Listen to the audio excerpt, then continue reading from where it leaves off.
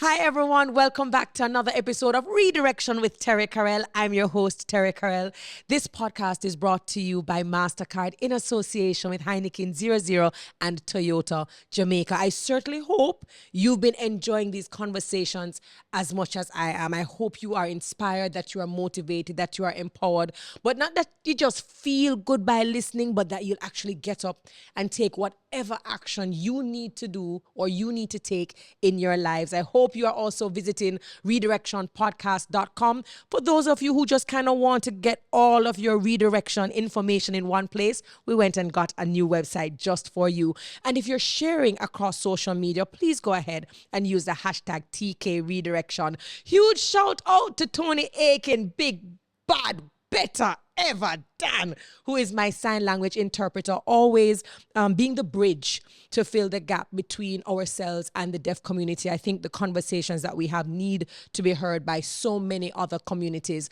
Also want to do a huge shout out to the rest of my partners, Commercial Concepts. You know, I couldn't do this without you. Spaces, Brescia, beauty brands by MDS, especially Tree Hut, the premium brand. You know, we love you long time. To Go Shore Couriers, thank you so very much for the support. You were here last year. You're here this year. We absolutely appreciate it. And FHC Credit Union, big up yourselves. Cannot wait to dive into this conversation. We will be speaking to a woman who definitely shows us that faith bigger than fear. We're talking about the pursuit of excellence over pain. This is someone who epitomizes the goodness of God. Who am I talking to? Well, you're just going to have to wait until we see you on the next side. Redirection with Terri-Karelle starts right now.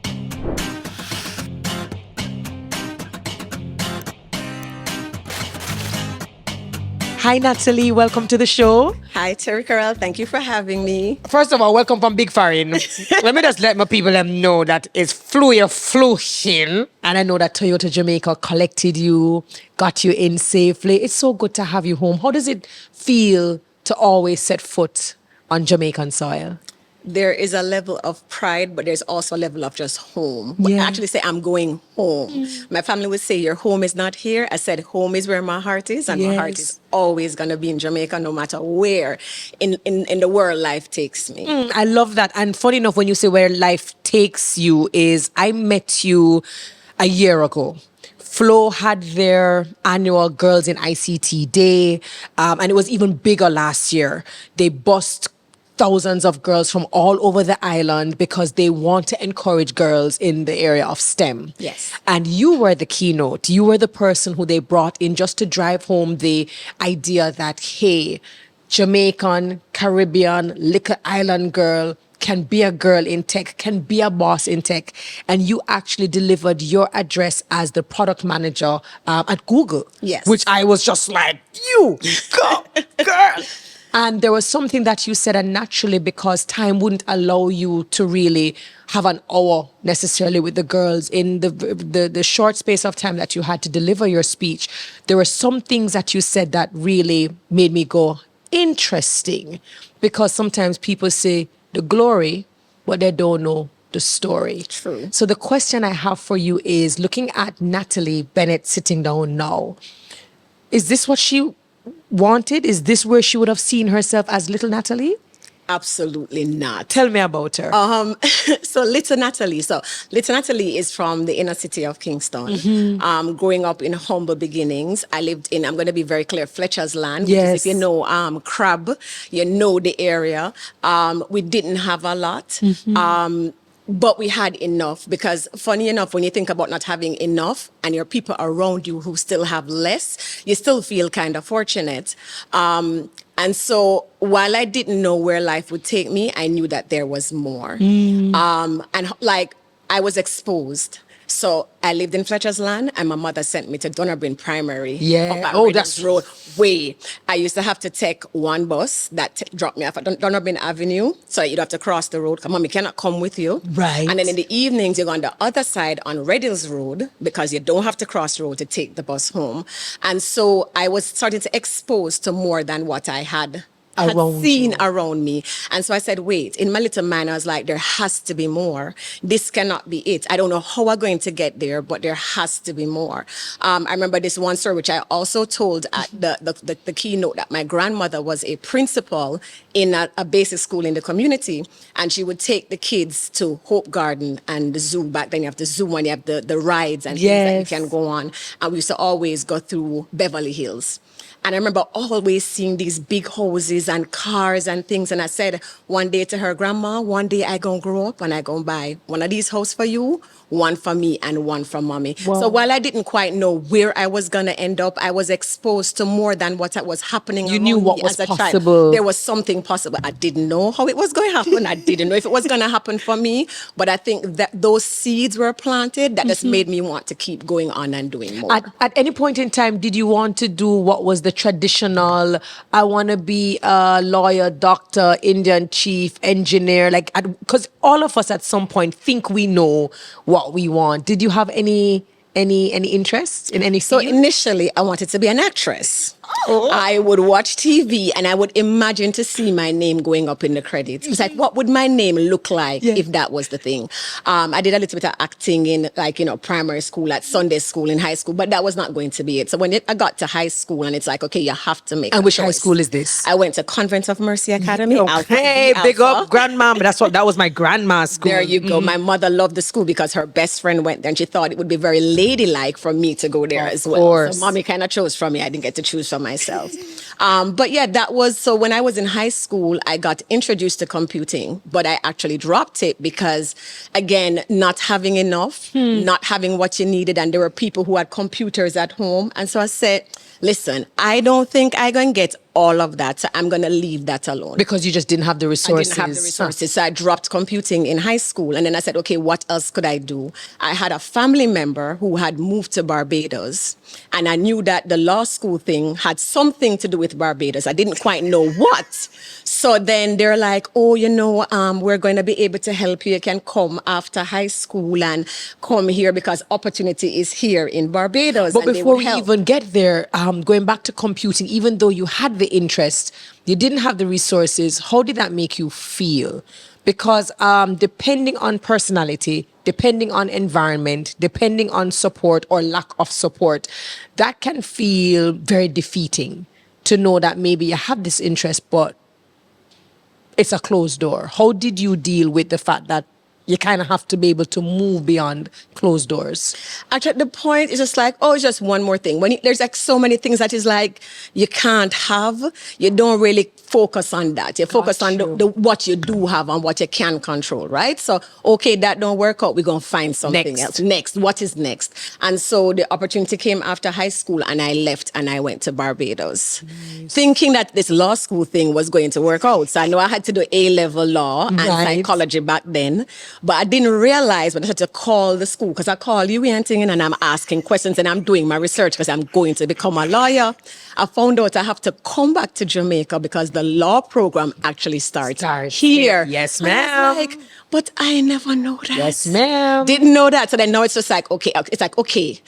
All right, at least now I know what it is that I'm supposed to do. So I did the A-level law and psychology. That's very proactive though, because you still have quite a lot of students, even the ones who have the greatest support ever, kind of heading into heading into sixth form exams, and then they're heading into college, still not doing their own research, not understanding maybe that this particular institution is better, maybe it isn't, what are the opportunities. So I think definitely a takeaway for me so far, just listening to you, is even though in spite of, no matter where I did come from, as you said, I control the controllable, and that is my attitude and my approach to be proactive where this was concerned. Yes. Beautiful. And the thing about it is that this is where my life, I realized that exposure and capacity really changed my life. So when I went overseas and I wanted to learn, that is my law. Yes. It didn't happen right away. So when I went over there, the person that I was with was just like, listen, you need something that's going to give you a little bit of skill, something to get you some money. I know you have these dreams. And so she carried me to a place I could learn some hairdressing. right? And then she carried me to another place. I would have failed miserably. Listen, but I can only do a bond, I swear. Listen, now I do my own hair. Like, I didn't actually do the hairdressing course, but she's just like, you have to figure out a skill to learn. Then she said, okay, maybe you have to learn some other skills. And I end up doing PR, a certification in PR, supervisory management, receptionist, because they had these small courses that you could do in the evenings. So I would just be doing a whole bunch of things. And even though you never know where they would have, if they would have even come around and work out. If you're going to help me, you said, this is what you think is going to help me, I'm going to do it. So then I did a computing course where I'm going to age myself, we're learning MS-DOS and all of these things. Don't worry, most of us go, what is a MS-DOS? In the mighty name of Jesus. Exactly, right? So I had all of these skill sets that I was building at the time. And so she made me do all that stuff. And then she said, I think HR management is something that would be good for you. So I said, okay. So I started an HR management diploma. Listen, there's a whole lot. But I was just like, but this is not what I really want to do. But I did it. The one thing I kind of did was drop out of the HR because I'm like, this is definitely not it. This now I don't know how I'm going to use this and I don't like it. And then that's when I got to do the A-levels. Unfortunately, by the time I was doing the A-levels, things started to get rocky in Barbados. And I was just like, you know what? I want to go back home. Rocky wise? Is this financial? Is this resources? Is this your motivation? It was just differences of opinions, differences in relationships. And I was just like, you know what? I have done a lot here, and at this point, I think it's time for me to go home. And so it was the saddest thing because I went into my A-levels, and I loved law. I was good at it. And I went into the first paper, and by the time the second paper, I realized I was going to have to go home. And I went into that exam, I wrote my name. And I just wrote my name on the paper, and I said, how long do I have to be in here until I leave? And so I did that for my psychology paper and my law second paper, and I left. After all the hard work? After all the hard work. So I'm like, I'm going back home, and we're going to figure out what that is. There was disappointment with me coming back home because people are like, this is the opportunity you get. And of course, and when you come back home, people want to know what's next, how you do. And so I didn't have anything much to show. However, in Barbados at the time, they had started to do cable network was the thing, right? And they had cable boxes. So in Barbados, I always like to fidget with things. I used to open the TV, open the radio. You're one of them pick me. Yes, the question is, Natalie, did you put them back together again? Yes, I did. But usually when them break, I try to fix them. If don't fix, it's not my fault. Okay, but I did open a few things. And so I was learning about cable. So when the guys came to set it up, I'm asking questions and I'm doing a lot of stuff. So when I came back to Jamaica now, I had, again, this knowledge that nobody had. Jamaica used to have cable, but remember, I used to go satellite dish and then string it up. They wanted to figure out They wanted to figure out how to regulate. So they were bringing in cable boxes. And I went to an interview. And I could go in there and tell them how cable boxes work, how it scramble, how it unscramble, and all of these things because, again, exposure. Yeah, but you know what? It's even more than exposure. It's the fact that a lot of the times we're so focused on the end goal, and the end goal for you was law. And we don't always look at how the sum of the little things that we do, all these parts that we are kind of picking up, these skills that we're picking up on the way, we kind of treat them like they're just on the side because we're busy looking here. And the goal, you didn't get to that goal, but it was something that you picked up along your journey that would now become a starting point for you. Yeah, and so I got a job, right? Coming back, and I was able to get a job in the cable network company, working with this cable company where they were putting cable boxes in homes. At the time, how many women do you think? Because I know now there's more conversation, there is more consideration of, women, the numbers of women to men. At that time, would you have been in the minority, or was it nicely balanced? I was in the office. So I was in the office where customers could come in, I could help them, and I could do this. Women are definitely there. It was only women in the office, except for the boss. Yes. All the men were going out on the road and doing all of the amplifiers on the field work and the field work. So we were in the office and they were on the road. And then to me, honestly, that was normal. You see, the thing again is that when normal is what you know, you don't recognize that something is wrong again until you go somewhere else and you say, but wait, you're doing it differently. Why is it different here from what I've known, right? So it didn't even dawn on you? It didn't dawn on me that, computing was, or these things are for men only. You're just going with the flow because this is what you see everybody else doing. Mm-hmm. So you are there, you're doing the cables. Does a spark, pun intended, go off where you realize, maybe there's more for me? How do you navigate and transition? Because you're still dealing with the disappointment when I couldn't practice veterinary medicine because I came back home and the board basically said, yeah, we don't accredit students who study veterinary medicine in Cuba, even though I had done it on a government scholarship for 6 years. Even though I was doing new things, there was still this nagging sensation of I really didn't get to do what I want to do. While you're doing cable, while you are learning and you're picking up new things, are you still thinking about that law, like going for it, completing it, or are you now going, let me see if I could just completely try something new altogether? So I realized you don't have the money. I came back, mommy said, listen, I have 2 other younger ones to send to school. I cannot afford to send you any further. So you're going to have to get a job, right? So at that point, school is not within my purview. I'm looking at how am I going to make money so I can change my life. Amen. As at the cable company, and of course, at that point, they're using software management. There's a software management system for the customers, yes. right? So this thing would always break. So the customer service system we have would break, and we had a guy that would come in to fix it. And when he comes in, I am over there looking to see, what are you doing? Because I was always a curious kind of person. And so eventually I'm asking questions and he's showing me what he's doing and he's telling me why the system is broken. After a while... You're not for calling nobody. So, exactly. So then I become friends with him and I said, sir, the system is not working. He says, all right, this is what I'm going to do. This is what they pay me. I'm going to walk you through it and I'm going to give you some of the money because it's you doing the work. That is how I started to go Big ups to him. Big ups to him. Marlon. Because not everybody... People still gatekeep a lot. People don't like to share information. And we can understand because it means more competition, more people come in the space. But when you meet, those are the helpers. I call them helpers, angels along the road, because a lot of the times they help to amplify or they help to reinforce something that you are not yet sure of. What I'm saying, what name? Marlon. Marlon, big up yourself. Big up yourself. I'm not gonna call your last name, but you know yourself.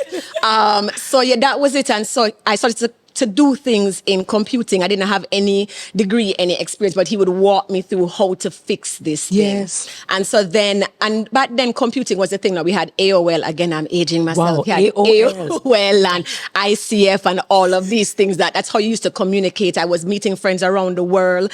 I would stay at work until late. I could stay on the computer and do things. Because again, I don't have this access at home. I was still living in Fletcherton at this time and working on. And how old are you around this time? I came back to Jamaica maybe 1999, back into the 2000s, just around that time. Okay.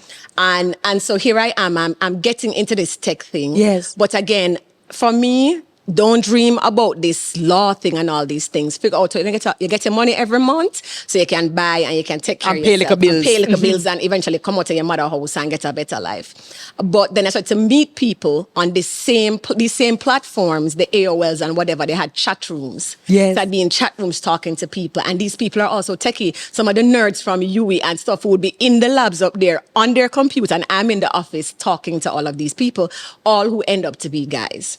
And so I had this other friend, big up yourself, Jason, that, he kind of said to me, I would go up to UE, they used to have games night at UE. Yes. Where the people would come together and play network games and stuff. And I'd be up there with him and we're hanging out. And I started to feel a certain way now, because here I am with all of these people who have university degrees and they're having certain conversations and I feel left out. I feel less than. And I used to say to him, I don't want to hang out with your friends anymore. Because they show me my lack. Right. They show me my areas of lack. Yeah, can we just stop?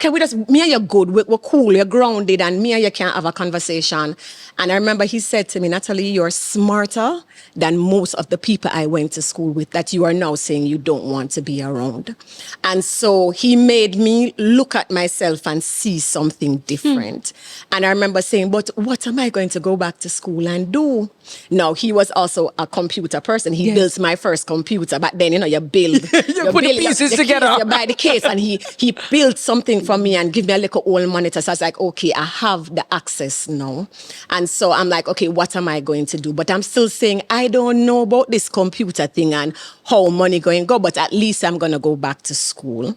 And so I looked up and I said, I did business in high school, and I know if already these things have brought me this far. Right. If I go do business again, I sure forget one next good job. So I went to IMP and I did an associate degree in business administration. Yes. And I did that. But then, that's where the annoying feeling comes in, because I'm seeing people write code and I'm like, you wrote those things and then this thing come out of it. And I'm like, I want to be able to do that. Can I do that? And my friend was like, listen, there's programs at UTech and UWI. Now the thing becomes, how do I go to UTech and how do I go to UWI? Right? Because again, we don't have any money. I remember calling students loan and I was like, all right, the requirements there, I don't meet it. Yes. I don't know how that is going to work. But we're going to do a thing. And I applied to UTech. I did the test.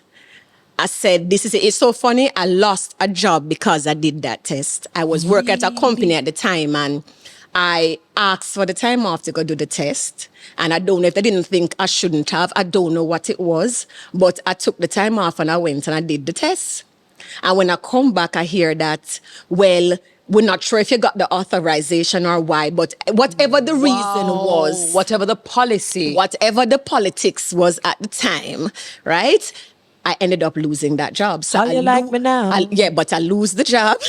But I say I'm going to UTech. It was a risk. It was a risk I was willing to risk. take.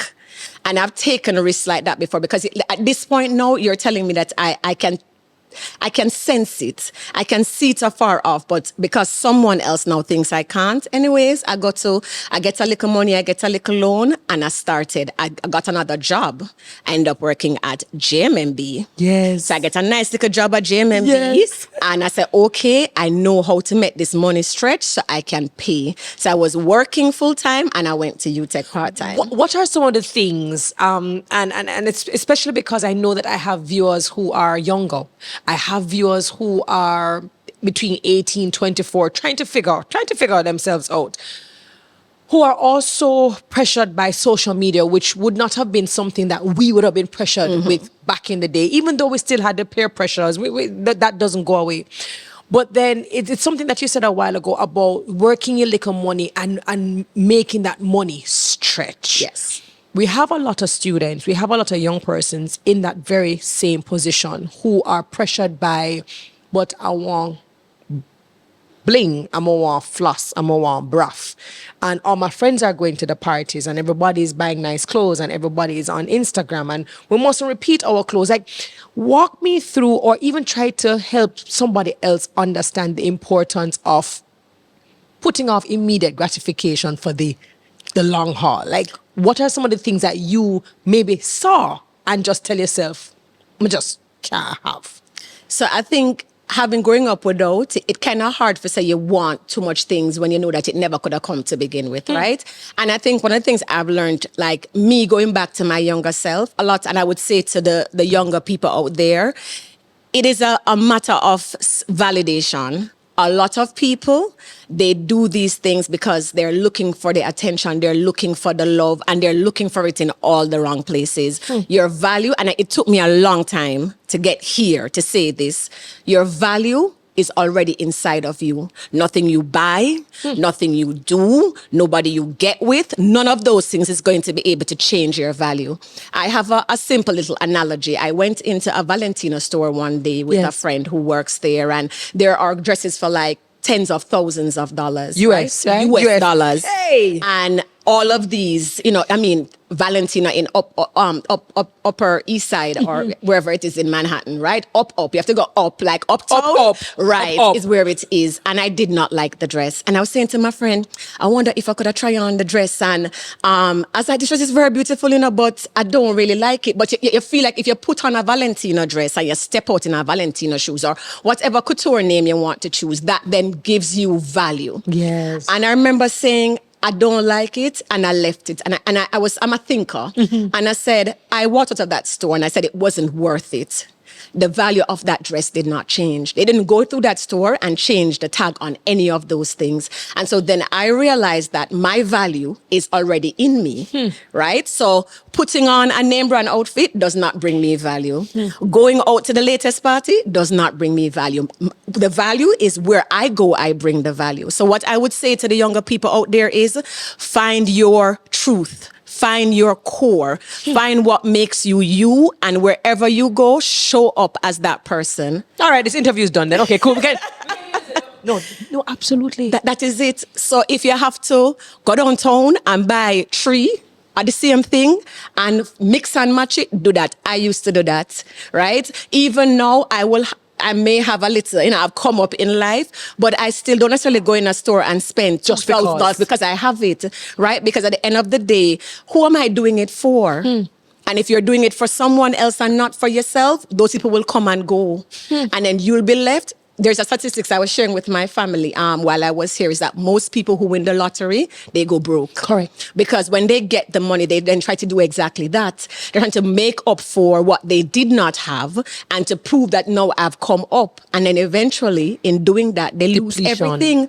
And then you're back to square one. And it's the one thing I tell myself, I don't want to go. God, you and I have a little, so I'm going to take care of what I have be a good steward because I don't want to go back to a place where you're like, oh, I wish I had known. And the people who you're floating around, yes, they're no longer going to be there. Most of them when you need the help. So anyways, that is over. But yeah, I appreciate that because I think we need to hear it. We need to be balanced. I think the conversations need to be balanced. And the more you see it, and you said it, when something becomes normal, then that becomes gospel. And when you see persons your age doing so much more, going out on yachts, experiencing this big life, high life, it makes a lot of people question themselves and their worth. Yes. And so I think it is important that we hear more voices like you're saying, listen, it not go no way, Not go no way. It not go no way. Focus. Get your own and then make the right decisions for yourself. Yes. So you get the liquor work at JMB. You say you're going to take this money and like you said, you're going to be a good steward to stretch it while you are going to school and learning to code. Continue. So then we went to UTech and I'm at UTech and I'm doing well. I'm doing good. And I was like, I'm good at this coding thing. And I was like, okay, what's next?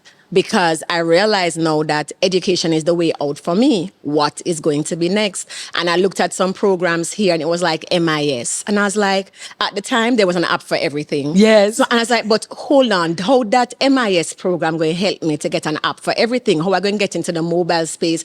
How am I going to get into this thing is moving real fast. How do I get into that? And I started looking on Google and searching and seeing what was possible. The funny thing is, and you asked this question earlier, and now as I'm getting to this point in the story, it reminds me, I tried to do IT law. So when I was just like, I wonder if I can marry the law and the IT. So it did come back eventually. Maybe there's a way I can marry these two things can that I connect love. these dots. Yes. I found a school, it was in Chicago, and I know that Chicago is extremely cold. How? I was like, on sec, I don't know anybody there, and it's cold. I don't think so. And so I just kept researching schools. And one of my friends who had gone away went to John Hopkins, and she had come back, and she kind of said to me, you know what I'm going to tell you? There are schools in America. If you're Black and you're a woman, you will have opportunities knocking at the door. So she said, when you're doing your research, put those things in. Scholarships for women. Grants yes. for Black. So I did that and I applied to a few schools. I remember this one school I applied. And I don't even know why I applied because it was like number 1, number 2. It was MIT and this school. So I was like, well, they have some programs. You and went it looked straight like, to the top. You went straight. I had some. I realized I don't think I could have get in at MIT. I looked and I was like, I don't think I'm that. I'm smart, but I'm not. And this is the thing too. Sometimes we disqualify ourselves. And we don't know. And so we don't even go after the things that could have been for us because we disqualify ourselves. So I am looking, so I picked some school in Florida. I say I have some family in Florida. If anything, I know it's how easier, just in case. In case I know how to make it work. So I applied to some colleges in Florida and I did not even apply for this number 2 school that was on the list. I remember I said, I finished UTech in like August. Yes. I'm going to give myself a semester. I can save some more money so that by the spring I could start. I had some criteria. They had to have a co-op or something where I could work while I was there so I could get some experience. I can get some money. Because you have to figure out, I don't have no money, so I could figure out how all of this is going And you have to work. now understand their system as well, because it's not home. It's not Jamaica. It's not home. It's not Jamaica. So anyways, it was like the December, I got a letter in the mail. The letter looked tattered, like post office. I don't know. The letter like it went through a storm. It was wet. I've been trying to find where the letter could be right now. I know I don't throw it away. I keep saying I want to find it. I moved too many times. Post office. And I opened the letter, and it was from Carnegie Mellon University.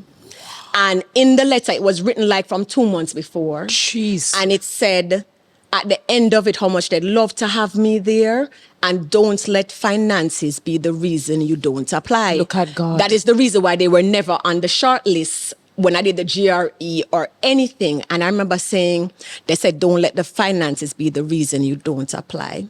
And so I had to go into the GRE system and change the school and add it in there that my GREs would go to them.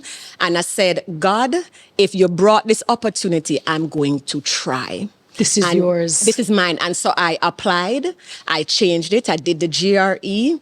And I remember the day, it was the Holy Thursday. The same Marlon come to Jamaica, because him now turn big and bus and Ghana farm. Yes. And him come to Jamaica, and we are link up and we are drive come a New Kingston, and BlackBerry was still a thing. I keep aging myself, right? And I got a ping about me being added to the cohort. And I said, what do you mean about add to the cohort? Because I didn't get an acceptance letter. I still don't hear from So you don't really understand what is going on. I don't understand, and I'm being added to all of these things. So then I said, what do you think this mean? Him say, I get you. I said, no, I don't get in. Him says, get in. So I was like, let me wait until tomorrow. And I sent an email. They're like, oh, we're so sorry. We thought they had already sent you the acceptance letter. Yes, we want to hear, and we're giving you a scholarship. Terry, that's when the real we're going to make this happen attitude came out. My shame tree cut down.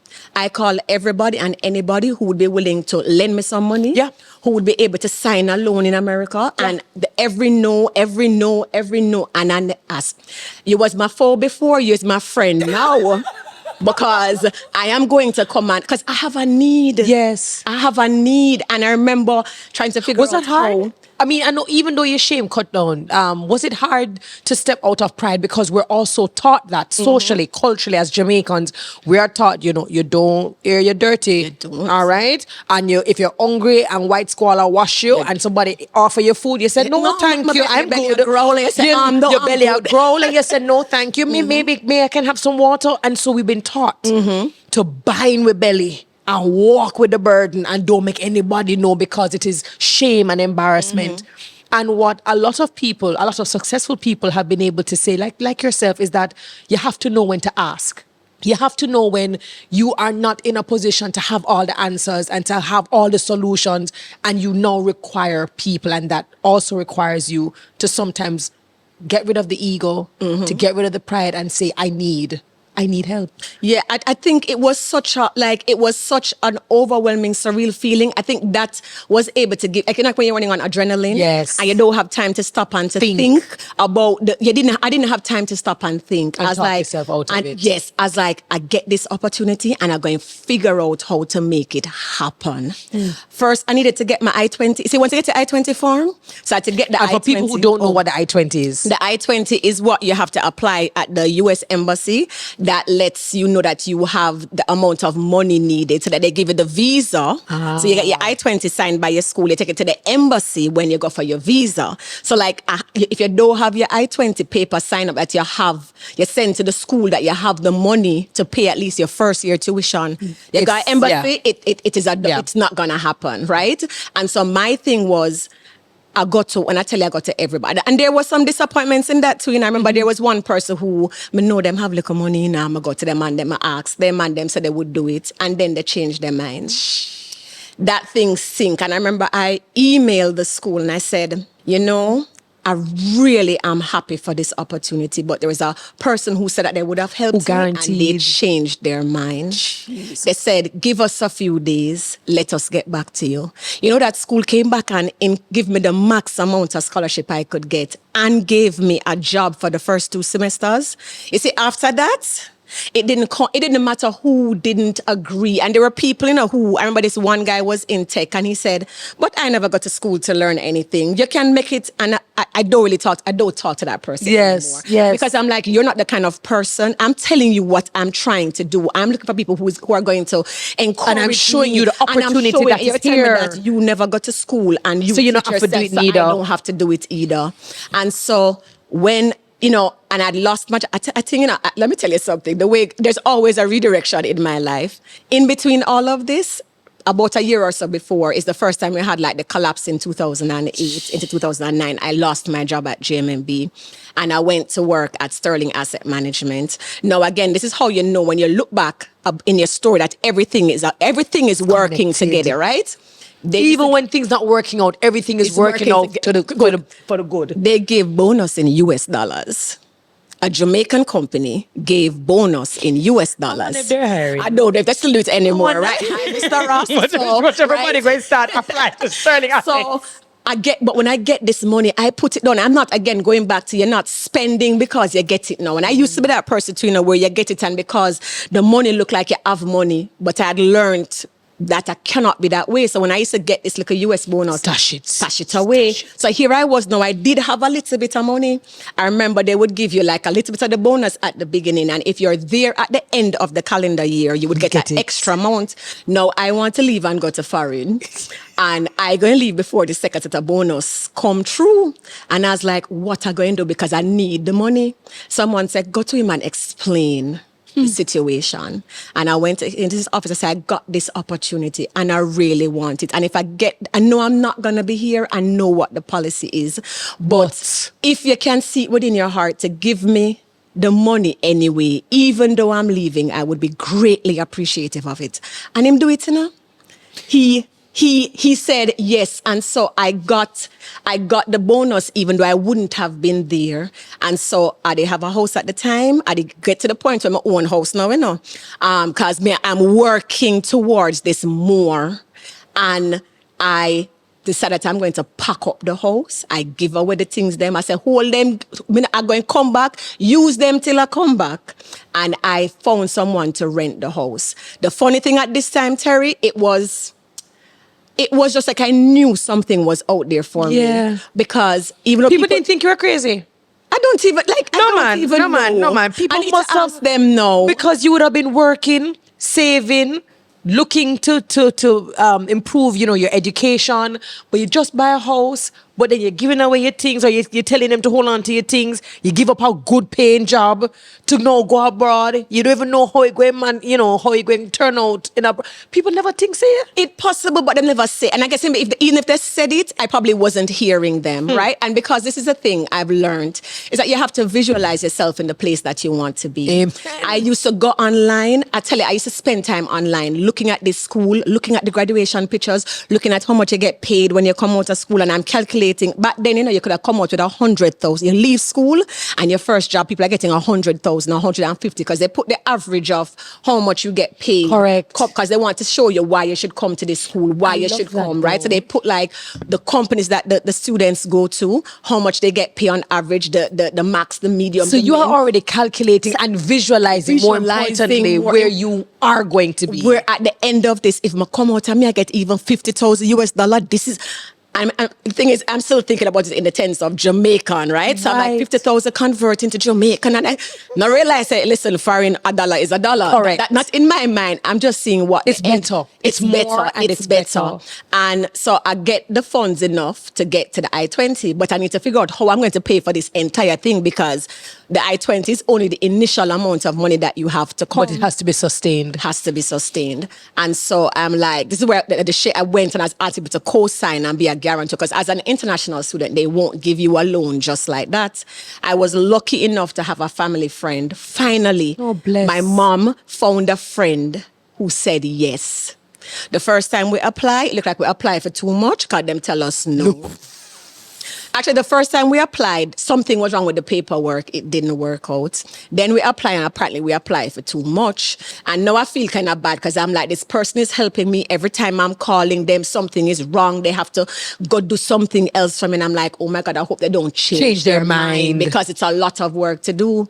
And I said, I'm going to try one more time. I buy my ticket. I don't have no student loan. I buy my ticket. The house packed up. I'm staying at my mother. I look and I find a hotel to stay when I get to Pittsburgh. I call a friend. She said, I know two people who just got to Pittsburgh from Tallahassee. I'm going to link you up with them. I said, thank you. They're going to pick me up from the airport. All right, thank you.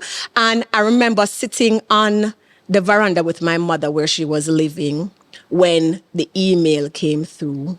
I'm going to say, what you say? We get it. I get the loan the Thursday and I start to rejoice and I run to my friend's house and I beg her little internet because again, even though we don't have no internet, where is it though?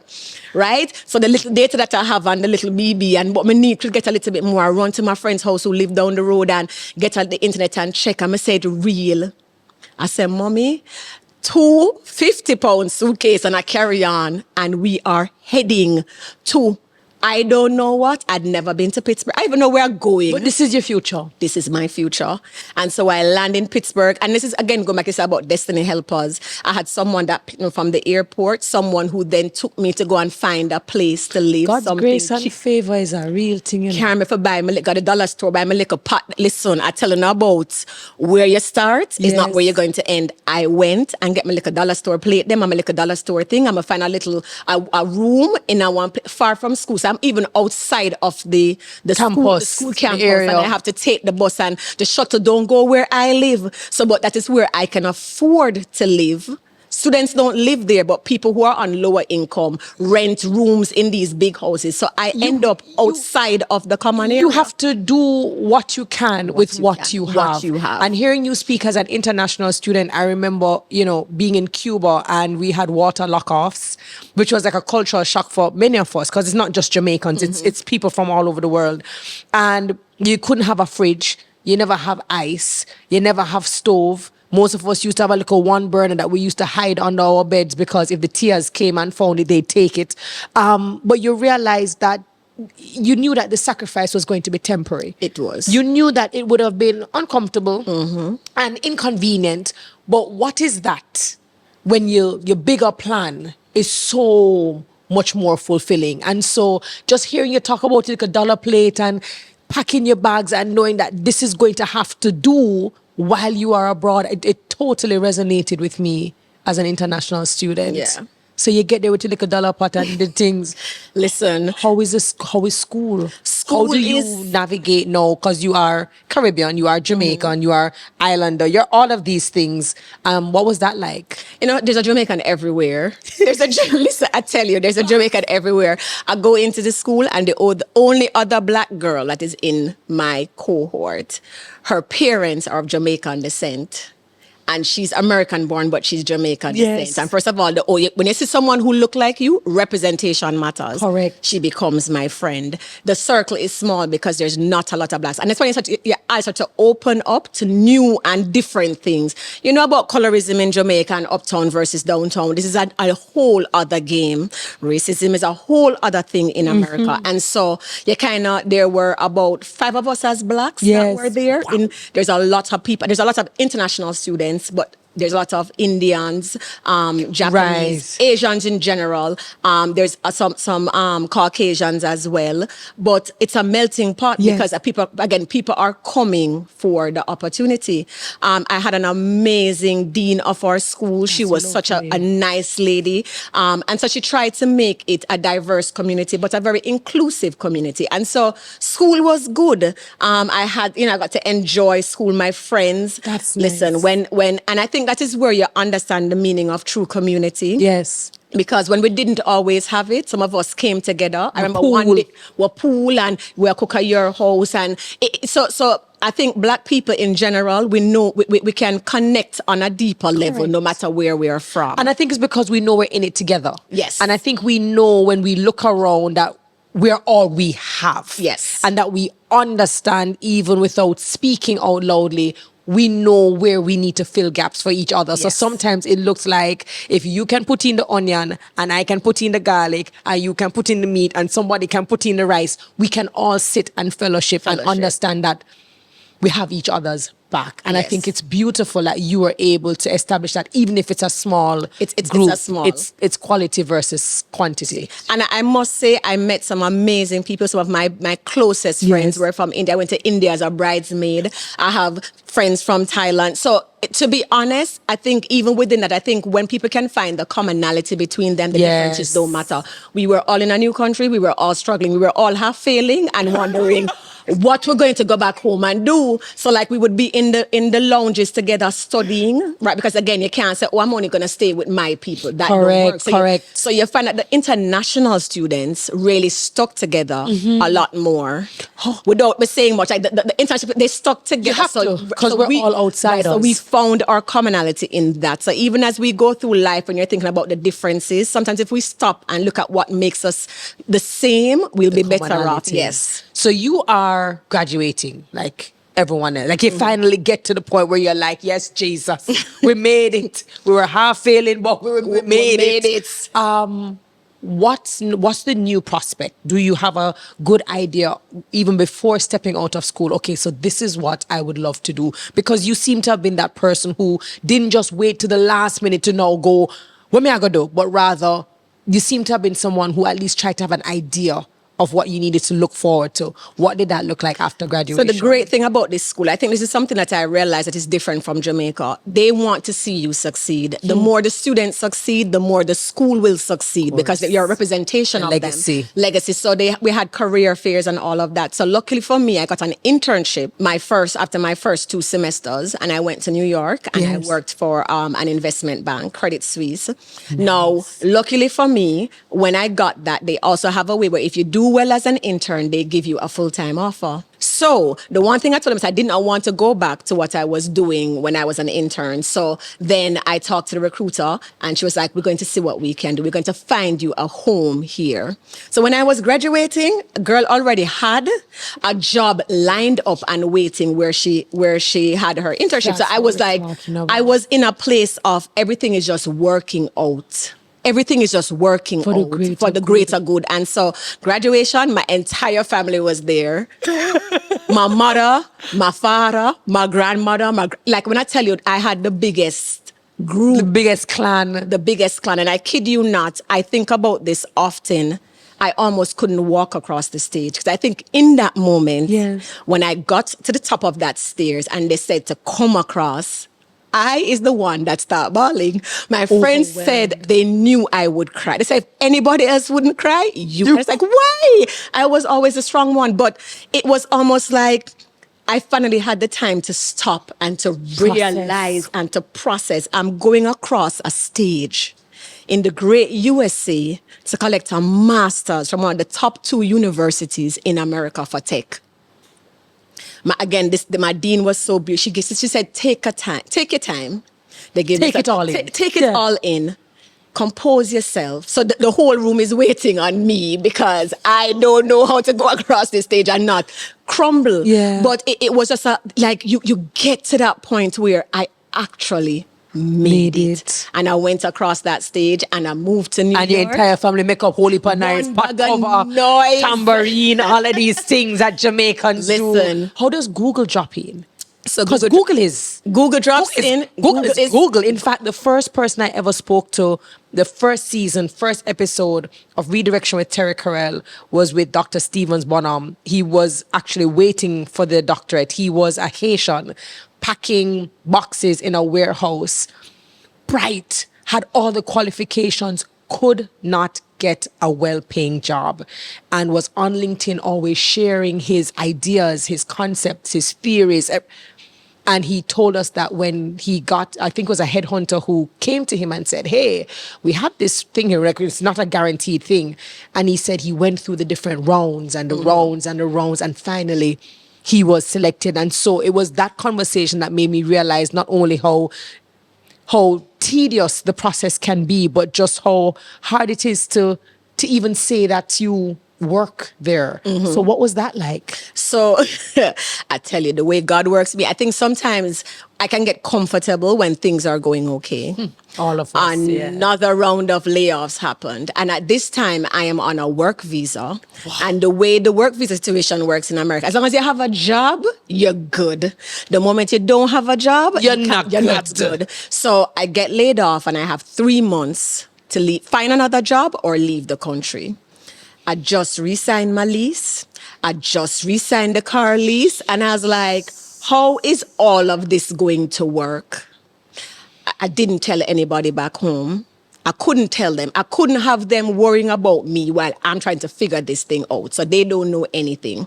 I told a few select people, this is what is happening. Yes. And I said, this is what we're going to do. We're going to beat the pavement. And this goes back to when you start to pay attention, you won't miss moments, because I'd gotten to a place where I thought this company, I don't know if you have my best interests at heart, because I've been working here for a while. I want the little green card.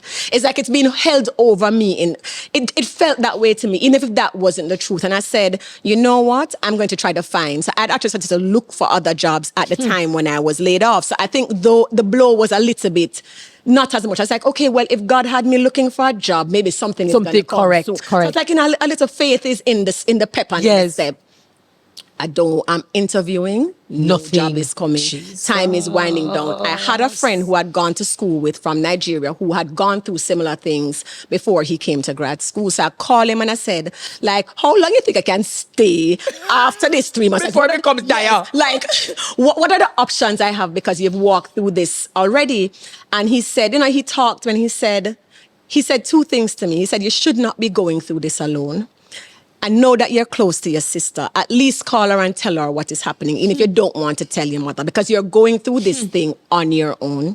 And then he said to me, I'm going to give you a referral at Google. Now, I knew this person, and I never asked before, because again, I don't think I am Google material to go and work at no Google. Out of publicity, what you say? What you mean? Exactly. I was like, you work at Google. He had a startup. He had done a lot of things in tech. So I can see how you end up at Google. But what does it have to do with me? What does it have to do with me? So I said, okay, if you say it, I am going to take the opportunity. But I'm still, applying to all of these other jobs. The recruiter call, move past that round. Phone interview, move past that round. They're like, come on campus, full day of interviews. I get past that round. First of all, as you're passing the rounds, are you going like, It's me, but again, I don't even think, I remember I said it to my pastor at the time that I was doing interviews, and he said to me, which one of these jobs you want?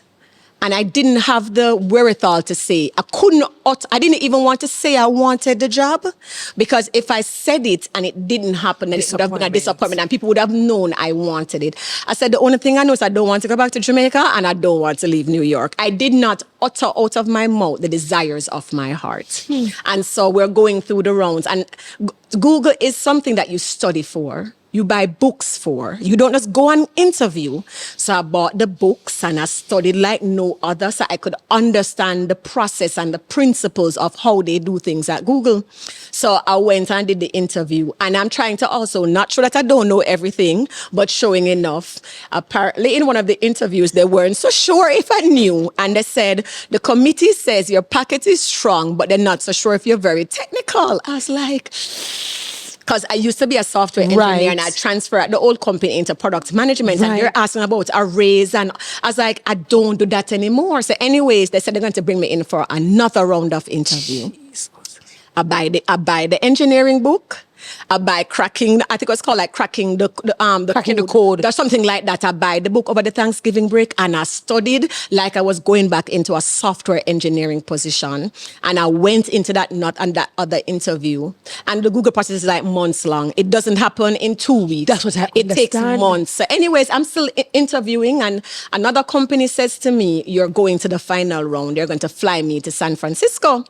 I said to my friend, I'm going to come look for you because, I don't know if I'm going to ever see again the same person who referred me to Google. So I go and I'm there, and he says, let's go to Google and have lunch because he can bring people in. But he has a meeting. And I said, I'll stay in the parking lot while you're at the meeting. While waiting for my friend, my phone rings and it's the recruiter. I am at Google when I'm told we are happy to let you know that we are offering you a job as a product manager at Google. I am in the car and I'm praising. No, man, just and rub I'm, off. Just touch me, man. Just, And I I'm just like- want to rub. I think me and the crew just want to rub off all of that. That is so I was nice. like how divine can that be? I'm sitting on the Google campus when the call comes in that I've gotten an offer to work at Google. And we go home and we pray because it's a Christian friend of mine and him have a Moet and him pop the Moet bottle. It's still on You my pray, shelf. then you pop. Yes. I love it. The Moet bottle is on my shelf right now at home because it's a testimony of what happened on that day. I had an interview. This is December 12th. I had the interview on December 13th. December 13th is the last day I'm supposed to be in the US. So this is December 12th in the evening. I get the call. Listen, I tell you, when I tell these stories, What you mean? December 12th, I get it in the evening. December 13th, I had an interview in San Francisco. I say, if I even the last day, I'll get to our work, right? And on December 13th, before I head to the other interview, the letter comes into my email, the official letter.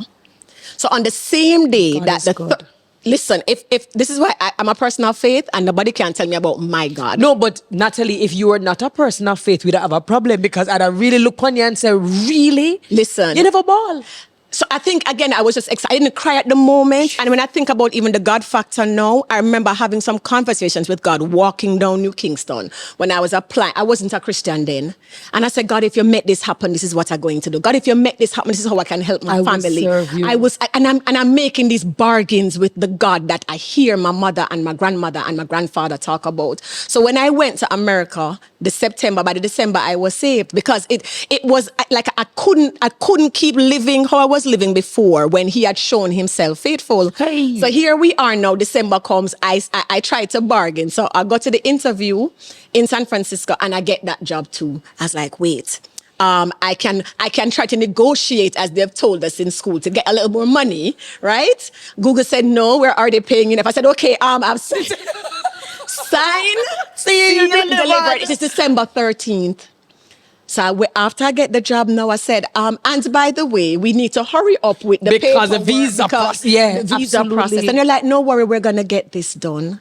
And that's how I ended up at Google as a product manager. How long?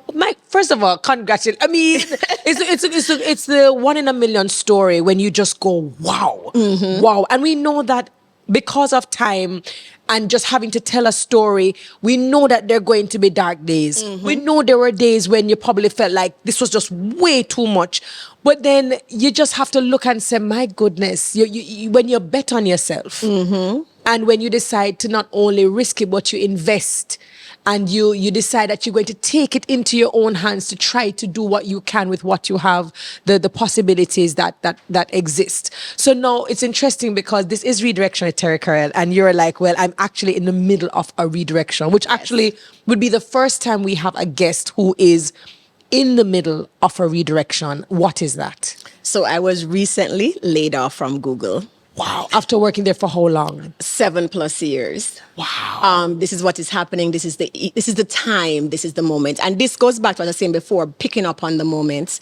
I think of maybe about 2 years ago, maybe the 2022 summer, I started to ask myself, okay, so you've gotten to this place. And I think sometimes when you work so hard to get someplace, you get there and you're like, I don't know about y'all, but you see from where I am coming from, this is my pinnacle. I didn't know, I wasn't dreaming to become any director or VP or SVP or anything at Google. I'm like, listen, You've arrived. You've arrived. I'm good. I have green card. I'm good. One of the good things about the transition and all of those things came to Google. So I'm just like, I wasn't going after much. Got and you. sometimes you become frustrated in the place of that it's a blessing, but you're frustrated and you're asking yourself why. So I started to revisit, what does success look like? Who am I? Like, what am I doing? I'd found myself in depression. Like, all of these things were happening all at once. And I came into 2023 deciding I was going to write a vision plan. I need to map out what life is supposed to be for me. And so I was going through the year, and then the flow thing happened. And I was like, okay, there's something else that could be possible for me. Correct. And I didn't quite know what it was. But I'd written this vision. not a plug, but it is a plug. I got your book. And I remember part of the book, it was asking like, who are you? What do you have to offer the world? What are you going to do? So I went back to this vision statement. Wow. I had to write next to each thing, what do you think you could do? I said, I could be a host. I said, I don't want to be no host of anything. I was actually saying what I didn't know what to do. I know, I was like, it looked nice and I know I can talk. And I was like, no. And one of the things I wrote, scribbled in the side of the book after was coaching. So I'm going through the year and I'd forgotten, because sometimes we write things down and we have dreams and we don't go back to it. So I wrote it and I left it alone. I ended up being in some coaching programs for you're on the fast track and they put in leadership programs. And I know I'm being exposed to coaching. At the end of last year, I do women's ministry at my church. Yes. And so I was thinking of maybe I could bring somebody in who I have been exposed to be exposed to, the people at my church could be exposed to personality, Yes. What is your personality type, and doing some of these strength finders and things like that. And I heard a voice say, so why aren't you the person who would facilitate that? And I was like, what are you talking about? Because that is not within my purview. Anyways, I started to look and I'm like, okay, what course could I do? How would I get certified? What would I do? And so I started to find myself shifting a bit. The flow events and everything after that was shifting me in a way I did not understand, but I was open. Was it uncomfortable? Is it uncomfortable? It is, because again, I know I could go find another Google. There's an Amazon. There's all of these tech places I can go back into, and because once you have Google on your resume, it continues it's a door to open doors, absolutely. right? But I am like, there is something else calling and pulling me greater than myself, and so I am like, I looked for a course, Yes, and I found a course I was comfortable with, and I think the Friday before the course was supposed to start, I got the letter that this is what is happening. By the following week, I was in the course. By the time I made up my mind and whatever we're going to do, because you can't even find another role in the company at this point because everything is drying up. Yes. I came out that weekend as a certified professional coach. So I am closing a door, but another door I've been preparing for another door to open. And so I'm in this redirection and I have a coach myself now. And some days I wake up in panic. I was like, Jesus, the bills. What am I going to do? How is this going to work? Like, what if I don't make any money from this new thing that I'm doing? And I panic. But I've had a few interviews because, as I say, headhunters will reach out to you. But I am just like, I am not even right now applying for no jobs. And the God that you serve and the God that has shown himself to you is in charge. Yes. Very quick.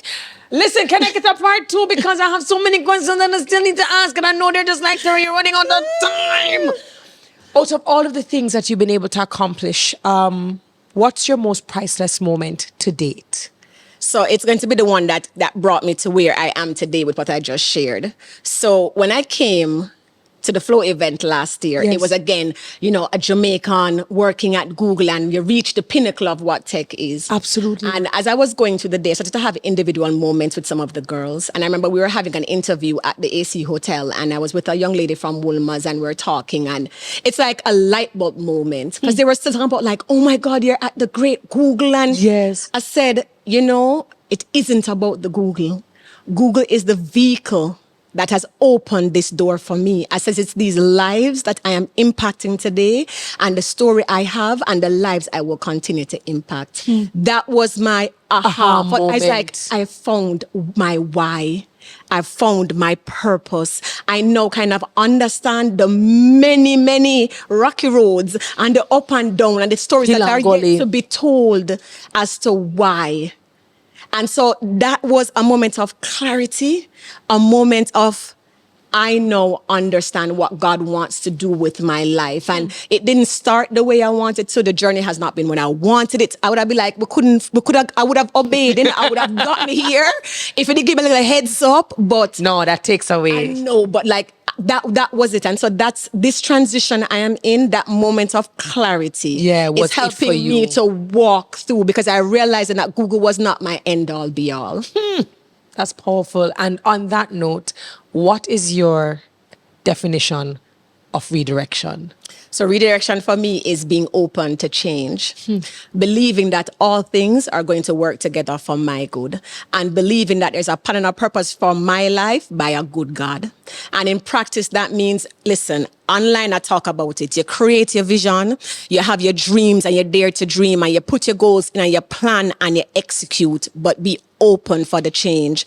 The change is not always a bad change. The change can be a good change. You can get something that is overwhelming that you're not ready for because you weren't putting in the work to begin with.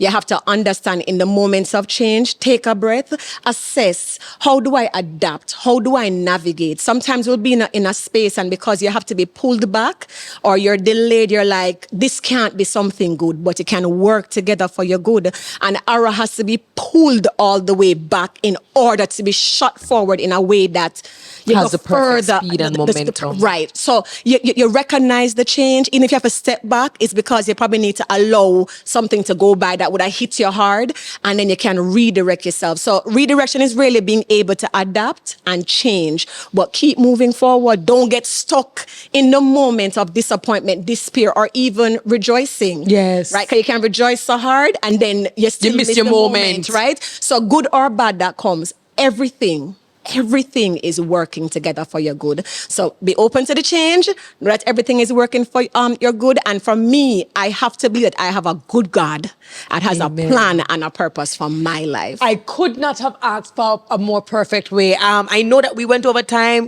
but it's just one of those things. I absolutely appreciate you being here. I absolutely appreciate your transparency. I absolutely appreciate how you're just able to say, yeah, change are going to come, things are going to happen, but we don't stay in the moment. We have to keep on moving, keep on pushing. If you enjoyed the conversation I just had with Natalie Bennett, who right now is going through her redirection moment, let us know. Give us the likes, give us the shares, share this with so many other persons. It doesn't even have to just be girls or women, but anyone who might be going through a redirection moment that you think will motivate, inspire, and encourage. If you're listening on your preferred podcast, go ahead, rate us, review, and subscribe to the YouTube channel. Thank you so very much for making it another episode of Redirection with Terri-Karelle.